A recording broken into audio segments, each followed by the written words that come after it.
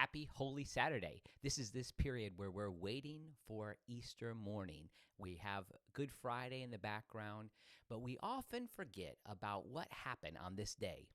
Now, while it's a period that we're waiting, this is the period where we think about Jesus' descent to the realm of the dead. The Apostles' Creed talks about this, saying that Jesus descended to the dead or the realm of the dead or to hell. Sometimes that language is used. Nevertheless, this is the time where Jesus goes to the realm of existence that the Old Testament refers to as Sheol.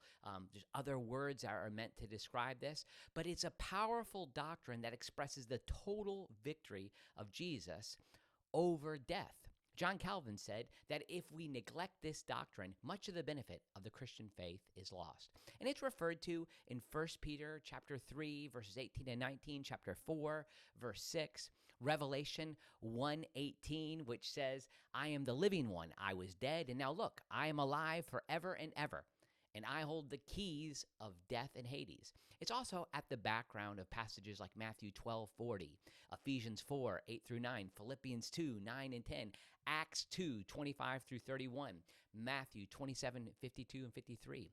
Now, even though we can't get into the specifics of probably what all is implied by what happens, Thomas Oden says there's scriptural grounding for the belief that Christ descended into the abode of the dead, but hardly, he says, for speculation into the details upon precisely how or why this descent occurred. He says that if that was the case, it would have been revealed in Scripture. Nevertheless, this doctrine demonstrates the way that Jesus shares fully in our humanity. It also shows how Jesus proclaimed the gospel throughout time to those who are waiting their full deliverance.